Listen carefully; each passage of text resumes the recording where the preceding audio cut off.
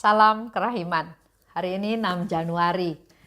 Saya ingin memberikan atau men-sharingkan bersama-sama kita baca diary nomor hari ini yang akan menjadi bekal kita sepanjang tahun 2021 untuk mengalami kasih Tuhan, untuk berbelas kasih. Kita baca dari 163a. Dalam nama Bapa dan Putra dan Roh Kudus. Amin. Tahun 1937. Oh Tritunggal yang Maha Kudus, seperti seringnya aku bernapas, seperti seringnya jantungku berdenyut, dan seperti seringnya darahku mengalir ke seluruh tubuhku, demikianlah seringnya aku ingin memuliakan kerahiman-Mu. Aku ingin diriku sepenuhnya diubah menjadi kerahiman-Mu dan menjadi pantulan-Mu yang hidup. Oh Tuhan, semoga lewat hati dan jiwaku, sifat-Mu yang paling utama yaitu kerahiman-Mu yang tak terselami sampai kepada sesamaku. Tolonglah aku ya Tuhan, supaya mataku penuh belas kasihan, sehingga aku tidak pernah mencurigai atau menilai orang atas dasar penampilan lahiriah, tetapi melihat apa yang indah dalam jiwa sesama dan siap menolong mereka.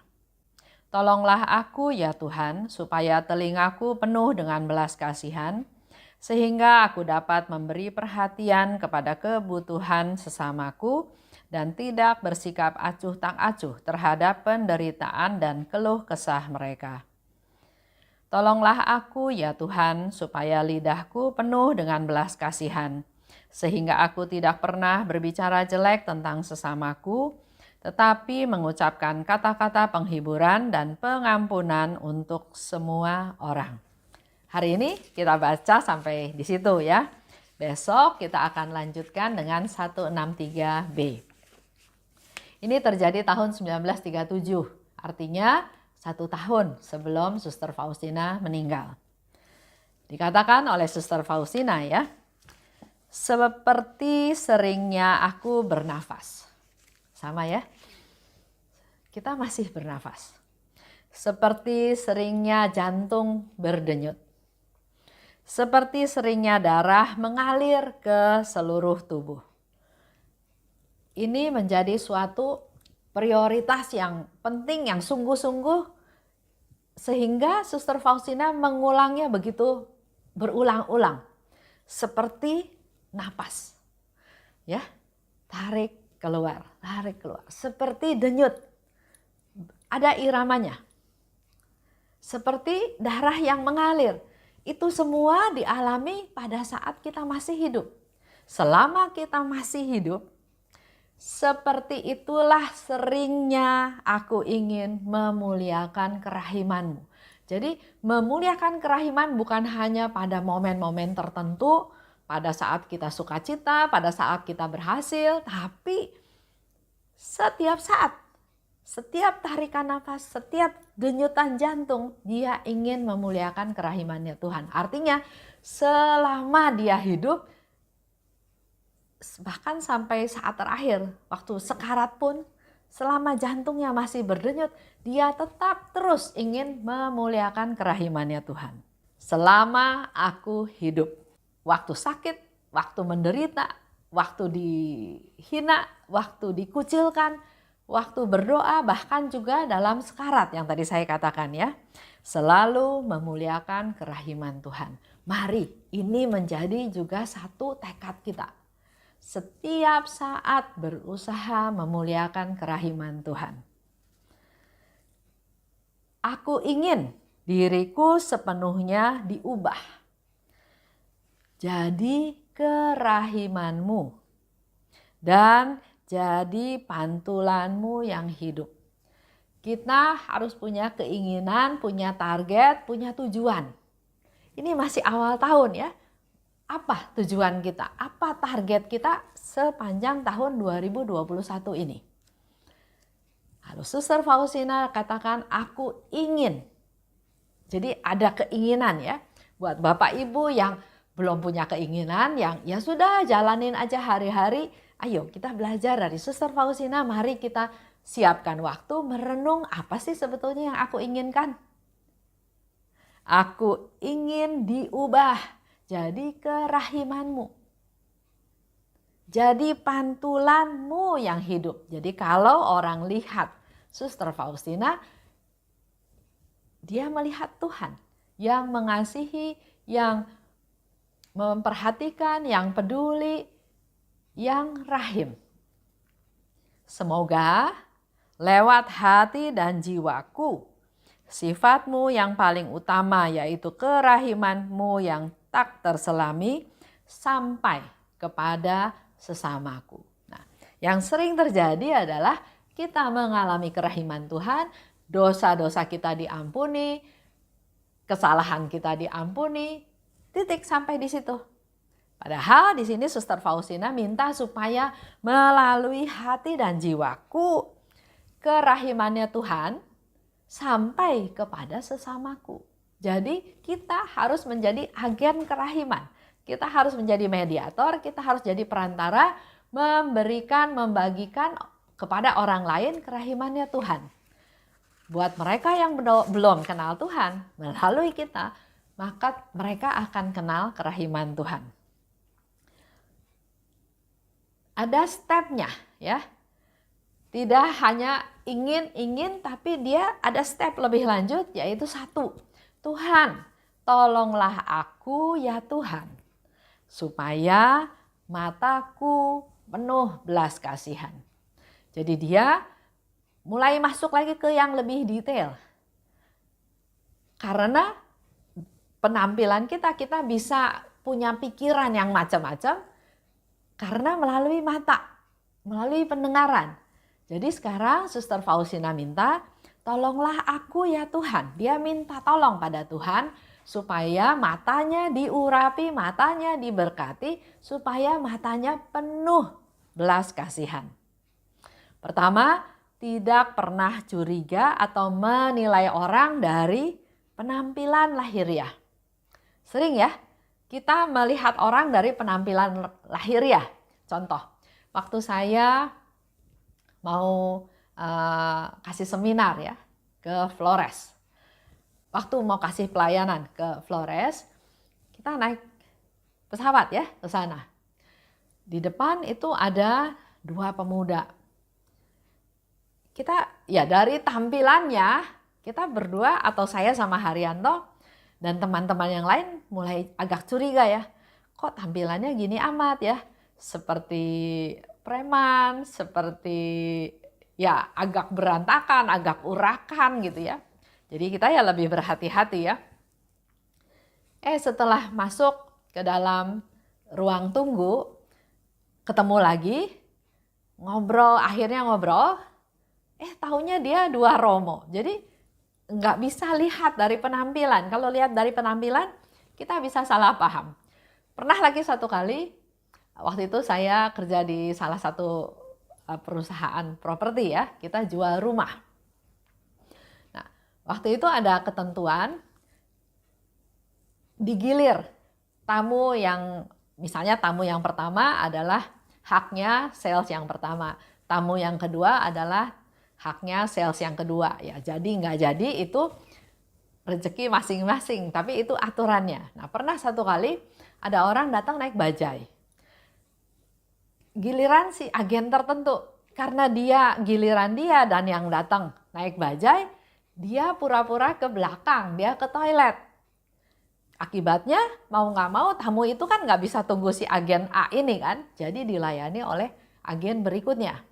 Karena dia berpikir mau beli rumah, yang datang naik bajai, nggak mungkin orang ini beli ya, jadi dia menghindar. Tapi apa yang terjadi? Justru dialah yang melakukan transaksi. Karena orang yang datang naik bajai ini justru dia bawa uang tunai langsung bayar untuk down payment-nya. Jadi memang nggak bisa lihat dari penampilan. Mata kita ini bisa menipu. Sehingga Suster Faustina katakan, tolonglah aku ya Tuhan, urapi mataku, berkati mataku, supaya penuh belas kasihan. Jangan menilai orang dari penampilan luarnya saja. Jangan pernah curiga. Orang ini baik, Mau apa ya dia baik ya. Nah, hal-hal seperti itu. Jangan menilai orang atas dasar hal lahiriahnya, tapi mampukan untuk bisa melihat yang indah dalam jiwa sesama. Jadi didik, pimpin pikiran kita, bukan menghakimi, bukan menilai, tapi lihat hal yang indah dari orang-orang yang kita temui. Dan yang kedua, dengan mata kita bukannya takut diminta, tapi punya niat untuk siap menolong mereka kalau mereka membutuhkan. Ada satu cerita ya di Kalimantan. Di pedalaman itu pasturnya ada kunjungan ke umat. Tapi karena tempatnya jauh, ada di pedalaman, sehingga pastor itu melakukan kunjungan dengan waktu yang cukup lama baru kembali lagi ke daerah tersebut. Suatu hari dia datang ke satu keluarga miskin. Dia datang ke situ, ya pasti dilayani ya oleh umat, oleh ayah dan ibu di rumah itu dengan baik. Nah, si anak ini dia masuk ke kolong rumah, karena rumah-rumah di Kalimantan di perkampungan itu rumahnya tinggi ya, di bawahnya itu menjadi kayak tempat, kayak kandang. Nah, di sana dia lihat, si pastor ini lihat, si anak kecil itu di kolong rumah sedang lari-lari, sedang mencari telur. Karena mereka pelihara ayam. Setelah dapat telur, dia keluar dari bawah rumah, dia masuk ke rumah dan dia menyerahkan 2 butir telur kepada pastor ini. Si pastor merasa terharu karena mereka begitu miskin, tapi masih mau memberikan sesuatu yang berharga kepada pastor. Dia melihat hal ini, dia merasa terharu dan dia nggak berani terima telur tersebut ya. Jadi dia katakan, terima kasih atas perhatiannya, atas pemberiannya, tapi saya nggak bisa terima telur ini. Biar ini untuk kamu makan, untuk anak-anak makan, untuk keluarga makan. Itu respon dari seorang Romo ya, karena dia tahu betapa prihatinnya keluarga tersebut. Tapi yang terjadi sesuatu yang luar biasa. Dikatakan oleh anak ini ya, Romo kan ngajar kita untuk selalu memberi. Kenapa sekarang saya memberi telur kepada Romo nggak mau terima? Ini tulus, ini saya kasih karena Romo datang ke rumah saya senang. Di situ Romo itu merasa ya tertegur ya, otomatis ya, karena ternyata ada perbuatan-perbuatan baik yang harus diterima supaya orang yang melakukan perbuatan baik juga merasa dihargai, merasa dia juga bisa berbuat baik, bisa memberi, nggak harus selalu menerima. Jadi Romo itu merasa tertegur dan dia melihat yang indah dalam jiwa anak itu. Ada ketulusan, ada perhatian, ada kasih, dan dia bisa memberikan hal yang berharga untuk keluarga ini. Jadi mari kita juga sama belajar melihat yang indah dari sesama kita dan siap menolong mereka. Cerita sederhana ini saya juga alami. Ada seorang ibu, suaminya sakit, dan saya juga memang mengasihi dia, prihatin juga sama dia. Jadi kalau dia pesan vitamin, saya selalu memberi ya. Walaupun dia berniat untuk membayar, tapi saya selalu bilang bahwa ini saya berikan untuk suaminya, saya berikan untuk dia. Dan saya tidak terima pembayaran tersebut. Sampai suatu hari dia melihat saya ya, tangan saya bengkak. Jadi dia bilang, itu coba diobatin, jangan didiamin, nanti bermasalah ya. Dia kasih satu obat gosok. Saya bilang, ya berapa harganya, saya bayar. Dan ibu ini dengan sangat spontan dia bilang, Bu, ibu kan sering ngajar orang untuk memberi. Kenapa sekarang ibu nggak mau terima pemberian saya? Kasih saya juga waktu dong untuk melayani, untuk memberi. Nah, dari kejadian itu saya selalu menerima apa yang orang beri. Bukannya artinya rakus, tapi saya bilang sama suami saya bahwa kita harus menerima apa yang orang beri supaya perbuatan baik dia itu terrealisasi, terlaksana. Lanjut. Itu mengenai mata ya, minta supaya Tuhan mengurapi matanya. Yang kedua, Suster Faustina lagi bilang, tolonglah aku ya Tuhan, supaya telingaku penuh belas kasihan. Aku dapat memperhatikan kebutuhan sesamaku. Jadi telinga kita peka mendengar apa yang terjadi di sekitar kita. Jangan terjadi tapi kita pura-pura nggak dengar. Itu juga bisa kan dilakukan. Dia nggak ngomong sama saya, ya sudah gitu kan. Nah, mari kita juga minta Tuhan memberkati telinga kita supaya kita dapat memberi perhatian pada mereka yang membutuhkan. Dan tidak bersikap acuh tak acuh terhadap penderitaan dan keluh kesah mereka. Ada orang yang butuh didengarkan. Kita perlu sediain kuping, telinga buat dia bercerita. Walaupun apa yang dikatakan seperti Suster Faustina bilang ya, saya udah tahu 10 kali saya udah dengar cerita itu. Tapi dengan rendah hati, dengan berbelas kasih dia tetap mendengarkan. Karena orang itu butuh didengarkan. Mendengarkan dengan baik, tidak potong pembicaraan. Supaya mereka juga merasa puas, merasa sukacita bisa bercerita.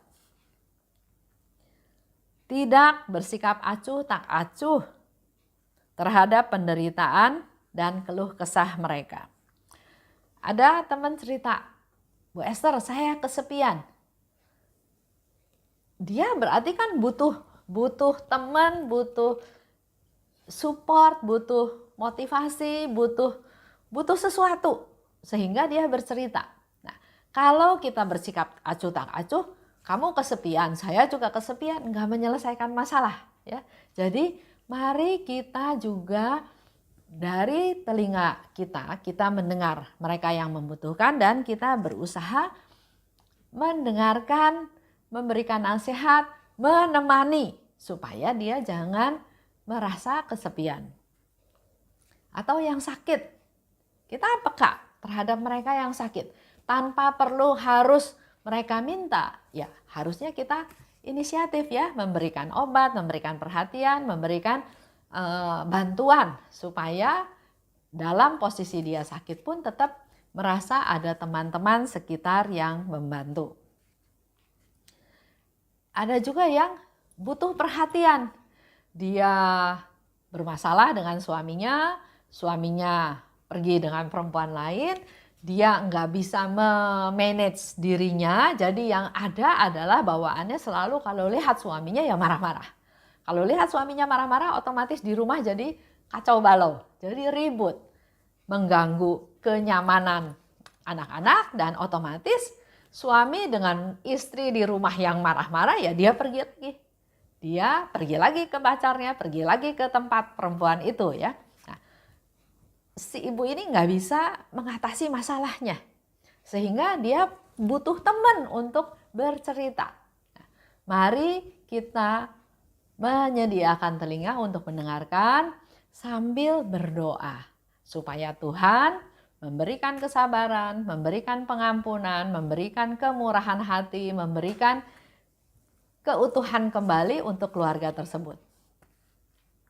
Yang ketiga, tolonglah aku ya Tuhan supaya lidahku penuh belas kasihan. Supaya aku tidak berbicara jelek tentang sesamaku, tapi ucapkan kata-kata penghiburan dan pengampunan untuk semua orang. Lidah ya, lidah tidak bertulang. Organ kecil tapi dampaknya, akibatnya bisa luar biasa besar. Jangan berbicara jelek. Kita sering tanpa sadar kita membicarakan orang lain. Kejelekan orang lain tanpa kita sadari ya. Nah, mari kita belajar mengelola lidah kita, mulut kita Jangan sampai menjelekan orang lain. Contoh, ada seorang bapak pernah cerita sama saya, orang kaya ya. Dia bilang, Esther, lu tahu nggak, orang-orang datang ke rumah gua bukan mau denger firman Tuhan, mau makan. Karena gua nyiapin makanan yang lengkap, yang enak. Ya saya bilang, nggak apa-apa Pak.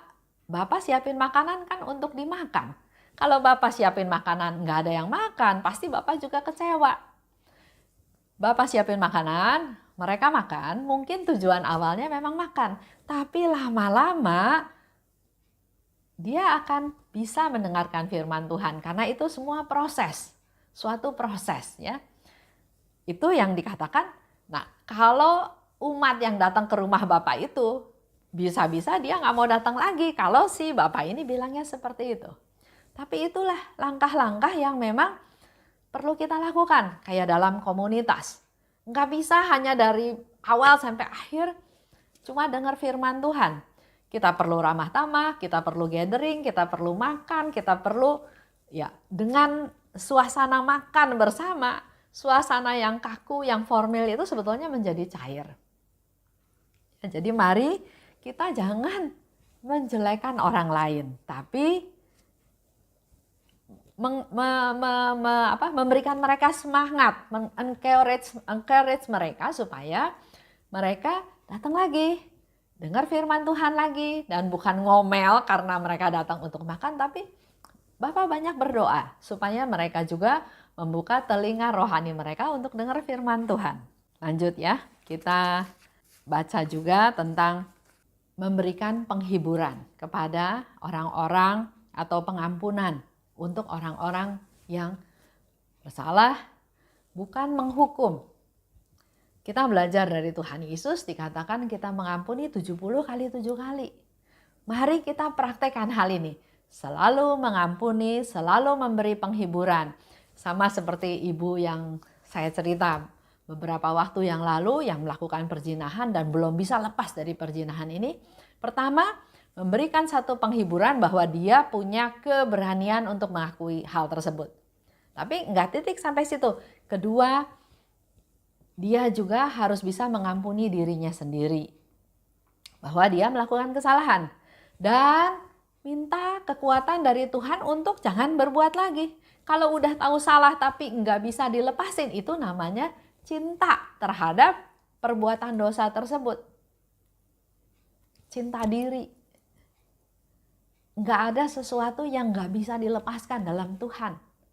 Berserah pada Tuhan, mengandalkan Tuhan, melakukan penyangkalan diri, berpikir untuk kepentingan orang lain, pasti bisa. Perlu pengorbanan, perlu melakukan penderitaan untuk menjadi semakin baik, menjadi semakin suci, dan menjadi silih untuk dosa-dosa kita semuanya. Itu aja yang diajarkan oleh Suster Faustina pada hari ini. Ada 3 permohonan ya. Berkati mata, telinga, dan lidah kita. Untuk supaya selalu bisa berbelas kasih. Dan setiap tarikan nafas, mari kita berusaha untuk memuliakan Tuhan. Kita tutup ya. Dalam nama Bapa dan Putra dan Roh Kudus. Amin. Allah Bapa di surga, terima kasih atas pengajaran pada hari ini di mana kami banyak belajar dari Suster Faustina untuk bisa menjadi orang yang berbelas kasih. Kami mohon urapan-Mu Tuhan supaya kami juga setiap saat bisa memuliakan Engkau. Dalam keadaan apapun, dalam situasi apapun, ajar kami, ingatkan kami untuk selalu mau memuliakan Engkau. Selama Engkau masih memberi kami kehidupan, mampukan kami untuk memuliakan-Mu Tuhan. Dan ubahlah aku, biarlah semakin hari semakin berkenan kepadamu. Terutama melalui pengajaran sharing dari Suster Faustina, kami juga mohon urapan-Mu Tuhan untuk Engkau urapi mata kami masing-masing. Supaya punya mata yang berbelas kasih. Urapi telinga kami Tuhan, supaya kami juga punya telinga yang berbelas kasih. Dan juga urapi lidah kami Tuhan, supaya apa yang kami katakan, apa yang kami ucapkan adalah hal-hal yang dipenuhi dengan belas kasih-Mu. Semua ini kami panjatkan kepadamu Tuhan dengan perantaraan putramu Tuhan kami Yesus Kristus. Amin. Dalam nama Bapa dan Putra dan Roh Kudus. Amin. Salam kerahiman.